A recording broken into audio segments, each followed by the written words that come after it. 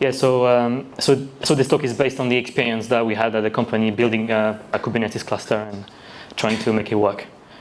All right, so I will go to the next slide.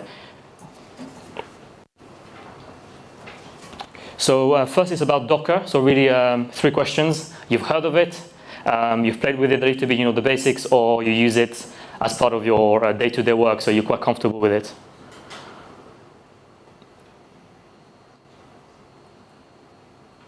Okay.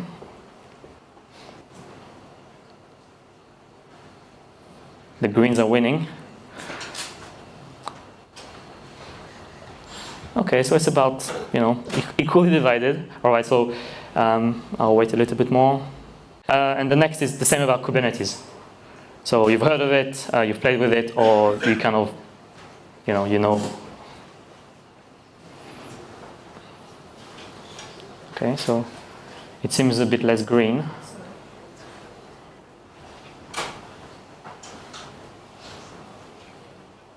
Okay, that's good. So I think at least 2/3 of you should not get bored, and the other third, I hope you pick up a few tricks.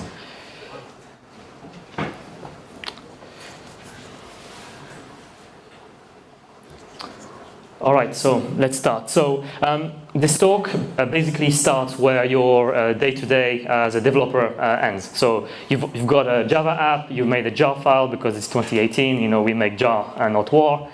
And the question is, what do we do? So how do I deploy this application? So Java was supposed to be, write once, run everywhere. But in practice, it's not really good because different computers have different runtime environment, different version of Java. There's so many uncontrolled pieces that it makes the jar file not really a good medium for deploying.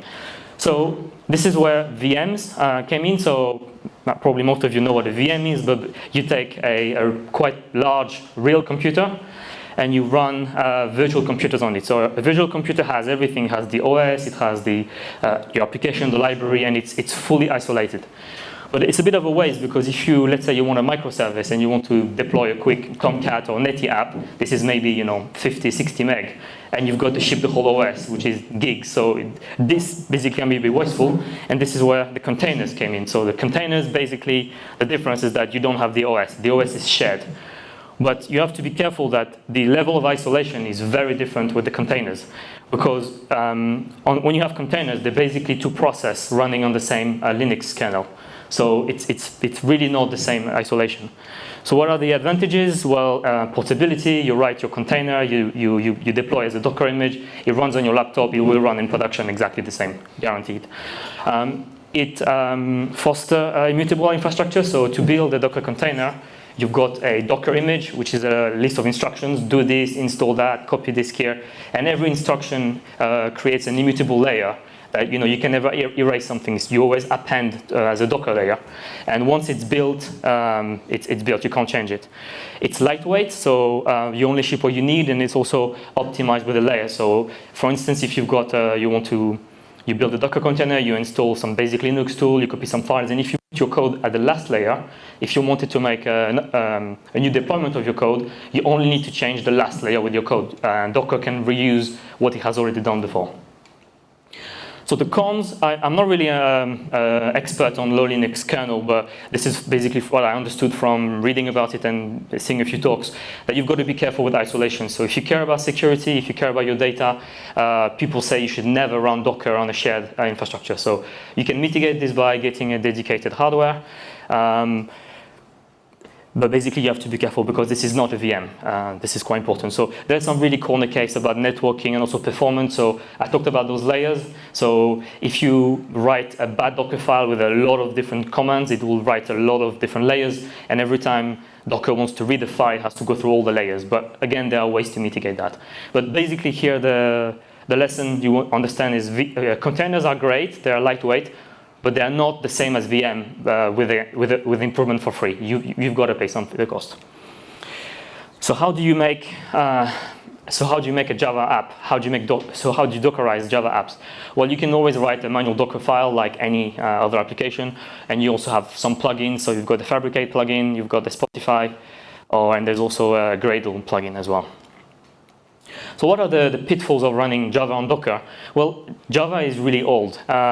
It wasn't designed, it's much older than containers. It wasn't designed to be built on containers. And the problem is that Java will, by default, when you start a Java process, it will look at the actual host, and it will look how much RAM is available, and it will use 1/4 of it. So if you've got a big Docker engine that you want to run tons of image on it, and you say, let's say 32 gigs, and you run your Java inside Docker, and you say to Docker, please make sure that this container never takes more than 1 gig of RAM. Well, Java will be, well, the JVM starts says, oh, great, there is 32 gigs of RAM in this hardware, so I'm going to use 6 gig. So every time the JVM will increase beyond 1 gig, it will get killed by Docker and restart. And if you've never seen this before, you see your app crashing and you have no idea what's happening. You've got no error message. You need to dig into Docker and find the code that says OM killed for out of memory. So, of course, you can always, to mitigate this, you can always use the XMX JVM arguments to fix your JVM. But the problem is that so you will be writing this 1 gig limit twice, once inside Docker and once inside your JVM. And every time you want to change it, you need to change it twice, and it's not really nice. So this is where Java 9 came in, and Java 8 actually, after revision 131, you could use this unlock experimental VM option, and then you could use cgroup memory limits, and you could use this max RAM fraction. So this is an integer, so if you say 1, you tell the JVM, take the whole Docker memory, so it's not really good because you want to leave some space for the OS as well. Or you can say 2, it only takes 1/2 or 1/3.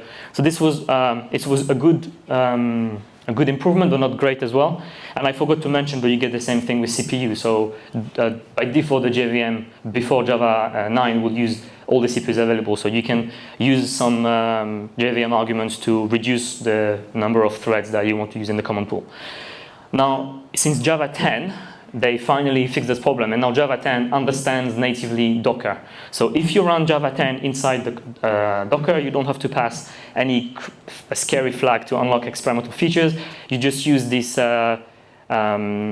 initial RAM percentage and max RAM percentage. So here you're telling Java use 70% of the memory that you gave to Docker. So this is pretty good, and you can tweak it if you want, depending on your application, how much you need to give free room to the OS around it.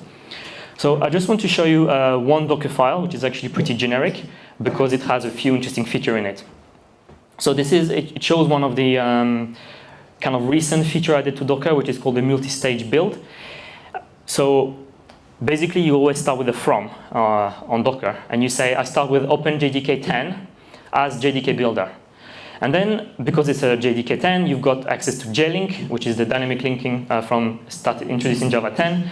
And what you can do is that you can build your own custom version of the JDK by basically passing the modules that you want. So here I put ... but you would put the long list of modules that you want, but only those that you want, because the JDK is pretty big and there are tons of things that you don't need. So you can make this JDK custom. And if before this feature, here I would have to be careful to clean, to remove unnecessary output of this file because I don't want to make my VM too big. But since this new feature now, I put another from.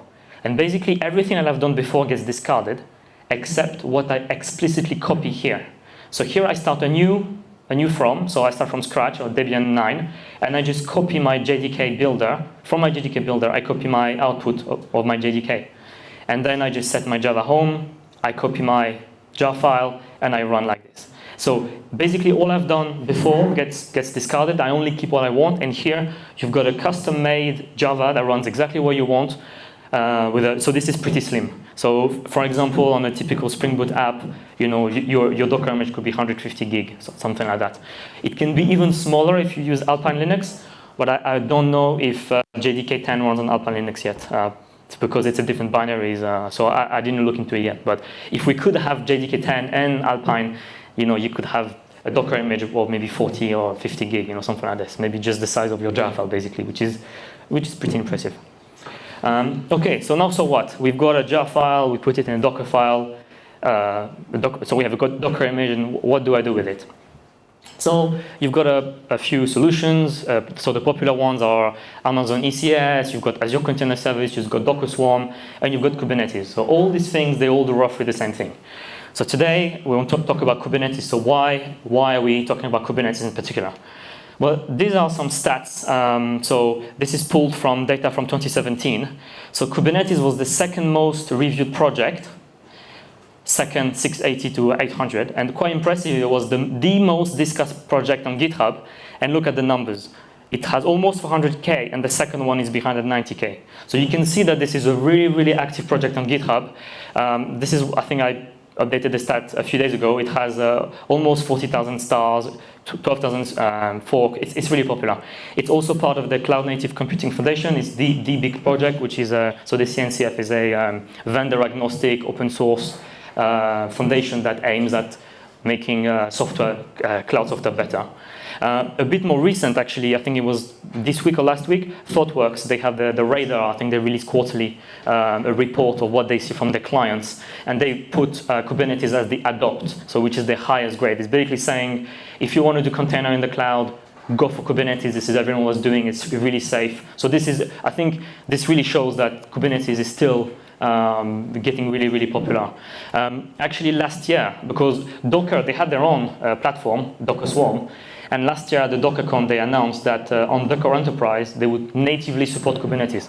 I think they realized that there was no point fighting Kubernetes, and they better be friends with them, than fighting them.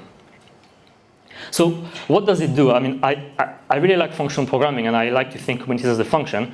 To me, it's a function of a hardware into a Docker runtime. So you just give it hardware, a laptop, a virtual machine in the cloud, anything you want, any number located in different places of the world, and you install Kubernetes on them, and Kubernetes gives you this unique pool of RAM and CPU that you can run Docker on. And then you can forget about where is my stuff running, on which hardware. Kubernetes manages this for you. So we don't have a lot of time, so I will just try to give you a quick overview of the building blocks of Kubernetes. So the most important, the unit of scheduling is the pod. So a pod is a collection of containers that are tightly coupled. They are tightly coupled because they're always scaled together, so you can only scale the number of pods, and they share the local host and the storage. So they can talk to each other very quickly, they can share files. So maybe most of the time you will have only one container in a pod, but there are some cases when it's useful to have two. And with Kubernetes, so basically the configuration is done with YAML or JSON files, and here I say that I have a pod, I have containers, I have one running image A and one running image B. And here, I don't know if you can see, but we've got the limits that we talked before. So here I say CPU 800 millicore and memory 800 meg. So if you're running JDK 9 or 10, the JVM will understand that and will scale appropriately. And it's good because then if you want suddenly to give more RAM to your program, you don't need to change the JVM parameters, you just change that and the JVM grows. So what makes a Kubernetes cluster? Well, you've got two types of nodes. You've got the worker nodes and the master nodes. So a worker node is the one, like the name say, doing all the heavy lifting. So basically it's just any hardware that has Docker installed and a Kubernetes agent on it. And is ready to run some Docker for you. And the master node has an API that you can talk to and has a scheduler. So if I want to deploy something on Kubernetes, I have a YAML file, for instance, and I say, I want this pod with these two images, and I want 3 of them. And you talk to the Kubernetes API, and then the scheduler will try to find space in the cluster where it can run them. So here, my cluster is empty, so the master will naturally try to spread your replica. So if one of the nodes die, you always show you have space. But it's not a hard constraint. It's possible to have the same pod on multiple nodes. Are we okay with that? So the next one, it's actually really important, is the concept of service. So actually, sorry, one thing I should mention here is that once you've done this, stupid animations, is that you basically telling Kubernetes that you have a state, and Kubernetes will maintain that state for you. So you say, I want 3 pods, and then job done for you. And if any of those pods become unavailable, become unhealthy, or dies, Kubernetes will be restarting them. So Kubernetes is responsible for maintaining that state. So because pods are short-lived, and these pods have IP address in the network, but because they can live and they can start and die all the time, you should never really talk to them directly. So what you do, you have the concept of a service. So you say a service, you're saying, I want service name foo, targeting the port 8080, and then you have a selector, and you say, select all of the pods that have a label app equals foo. So you talk to your API, and on each of the cluster, the master will install some sort of DNS server on it, which will make foo available. So anywhere on those nodes, if I say HTTP foo port 8080, it will automatically find the node, the one pod. And if there are more, it will do a DNS round robin. So this is good because then you completely forget about the workers and you say, anywhere in my cluster, if I have a pod foo that wants to talk to my pod far on pod 8080, I just do HTTP bar 8080. And I don't know where it's running. It could be running in a different part of the world. You just don't care. And if you have more than one, the DNS will do the round robin. So here you already have two different ways of, so for me, this has completely removed the need for any service discovery. No need for Eureka, no need for Zookeeper, because Kubernetes does that for you.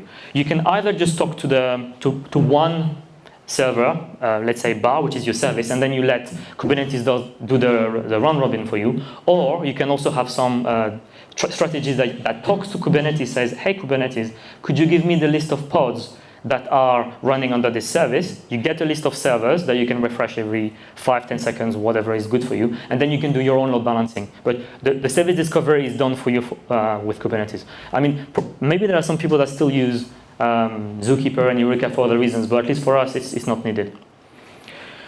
Some quick overview of the ecosystem. So Spring Boot is nothing Kubernetes specific, but at least the same with Paris was saying before. It works quite well for them. You make a quick Java app, you make it as a Docker image, and you can deploy it pretty easily. This is actually quite old, but the Netflix OSS, things like Ribbon, which is a load balancer, Hystrix, a circuit breaker, and OpenFeign. Well, now it's OpenFeign, which is the REST template. These things work quite well in Java and Kubernetes. And you've got a project called Kubeflix that has a bunch of utility classes that make things a bit easier. So just to illustrate this, I created a small project on my GitHub called Great Parties, just to kind of show how these things work. And basically, you've got a friend service, so you can have a bunch of users, and then you can say who is friend with whom. And you've got a party service when you can create parties, and you can say, I'm going to attend. And here, the story is that I want to know if some of my friends are attending. So if you get a list of parties, the party service will talk to the friend service, will aggregate the information, and will return a nice reply. And using the tools I'm going to show you in a second, you can have graceful fallback. So for instance, if the friend service is not available, or worse, if the friend service is slow, using the circuit breaking, you can say, okay, I'm not going to wait more than 400 milliseconds, and if it's not ready, I'm going to still reply to the user. So maybe it's a degraded answer, but it's still an answer, nonetheless. So just an example in Spring. So first, don't look at the annotations if it's scary. Just look at, can you read from the back? Or yeah, a bit? Sorry about this, I didn't know the room would be quite deep. So basically you just define an interface. So here I called friend client. So this is code that is in the party service. And I just say, well, it's a method that takes a username and returns me a list of users, which is the friends. So this is pretty standard. And then what you do is that you put an annotation, feign client, and you give the name of the Kubernetes service that you want. And at runtime, Spring will automatically provide an implementation of this interface that does the REST call for you. And the good thing is, for testing, well, you can just implement the interface yourself. So this is, I think, why Feign is quite a good framework for that. And then you put the REST mapping, and you say it's a get, and you put the path, and boom, it works. And what you can also do as well is that you can pass a fallback, which is another class. So the fallback implements this interface. And here you provide a dummy implementation. So in this case, I provide an empty list. So this is saying that if I can't talk to the friend service, just say that I have no friends. Okay, and this is for me where the Spring magic comes into play. Because in Spring, you can have different profiles. So you can say, well, if I'm running my code locally, I can have an application minus profile YAML, and I just say, friend service, that's my client. Ribbon is the load balancer. List of server, I only have one server running on localhost. So here, there's no load balancing. All the requests get forwarded to this localhost 8080. But if you deploy into Kubernetes, you just define another profile, application minus, let's say, Kubernetes. And here, instead of passing a list of server, I pass this complicated class name, which is basically just an interface. And the job of this interface is to, for a given client, to get a list of servers. So this particular implementation from the kubefix project, what it does is it talks to the Kubernetes API and say, hey, can you give me all the pods that are registered under this service? And the Kubernetes comes back to it. And then Ribbon, which is the load balancer, can do all sorts of things with it. It can, can maintain that list of servers. If certain pods become too slow, it can start to blacklist them, and it can do all sorts of things. So this is, I think, is pretty cool. So now, development workflow. If you've got a small project, let's say you've got 3-4 microservices, and you still want to test them in Kubernetes, well, you can install Kubernetes on your laptop. There is a project called Minikube, which runs a single master, single worker node on your laptop. This works pretty well. But if your application is bigger, 5, 6, 7, 8 microservices, and you kind of want to test them all together, this becomes, you will burn your laptop. Unless you have a really, really powerful dev machine, you will burn your laptop. So the only thing you can do is, well, you can provision a real cluster, which is a dev cluster, and you can start developing and testing into that. So if you do that, the naive workflow is, well, I want to work on one service and I want to test it. So what I do, well, I do a build with Maven or Gradle, maybe 30 seconds. Then I do a Docker build, maybe 30 seconds. Then I push that to the Docker repository, depending on your network, a few seconds. And then I need to restart the pod. So I can either kill the old pod, and Kubernetes will be replacing it using the new image, or I can do a change of deployment.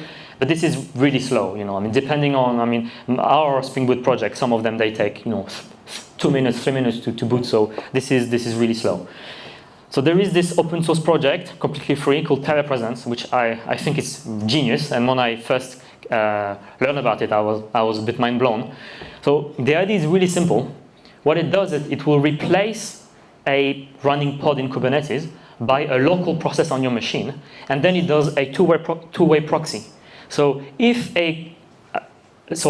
another process in the cluster wants to talk to your service you're working on, the network will be proxied to your laptop. And if the process in your laptop wants to talk to somewhere else in Kubernetes, the traffic is proxied the other way. And you basically run your code in a Docker image, and it has exactly all the same configuration that it gets in Kubernetes. So you get both worlds. You're like, it seems like you're developing in Kubernetes, but actually you're developing locally. And if you use tools like the Spring Dev tools or Jarable, on top of that, you get hot code replacement. So you make a change, you compile, you wait 4 seconds, and you get the change deployed. So you went from 4 minutes to 4 seconds. So if you work in Kubernetes, I really strongly recommend to use TelePresence. It has nothing to do with Java. It's very generic, but it works pretty well. I actually wrote the tutorial for Java. So if you just go to TelePresence tutorials Java, have a look. I also created a sample project on GitHub that shows the very simple examples and a script how to do that. It's pretty simple. I'll put the link again at the end if you want. I don't really have time to go into a lot of details, but I felt like I had to talk about service mesh because it seems to be the hot topic at the moment. So the thing I talked about, the ribbon, the circuit breaking, all of these things, if you've got only Java apps, it's really good. You have this code once, a library, and you can share this library with everyone. But when you start having a polyglot cluster, you start running Python, Ruby, all sorts of applications, you realize, oh, I have to write this thing twice. And you realize that maybe all of these concerns like load balancing, retrying, security, they're not really for you to do. They're more concern of the framework. So some people came with this idea of a service mesh, and this is kind of how it works. So you've got the two main, I think at the moment, Istio, which is not fully released yet, and Conduit, and they all work with the same principle. So in the normal case, if I've got two pods, bar and foo, and they want to talk to each other, well, they will talk to each other directly. But when you use a service mesh, what they do is they use something called a sidecar pattern. So remember that in a pod, you can run multiple containers. So what you do is that If you use Istio, it's going to run this Istio sidecar, I forgot how it's called, and Conduit has the same. And now all the traffic goes through them. So first you talk to your local sidecar, so on the local host, because it's the same pod. And then the sidecar will be responsible for routing the traffic, doing all sorts of circuit breaking and retrying and everything. And then eventually it reaches the pod full. Yeah, so basically that's the main idea. There's more to it than that, but I don't really have time to talk about this, and it's actually quite new for me as well. But if you're just starting a new Kubernetes project now, you should definitely look into service mesh and maybe start adopting it early instead of trying to retrofitting it after. And yeah, that's it. So I put the link back, so the tutorial telepresence, the telepresence GitHub, and also the great parties if you want to. And you can follow me on Twitter, and I also, if you want to get involved, I run DevOps for Kids UK, so we run events with kids. So if you want to follow on Twitter, if you want to get involved, or if you have children that want to play with robots, yeah, that's what we do. Yeah, so actually, I was faster than I thought.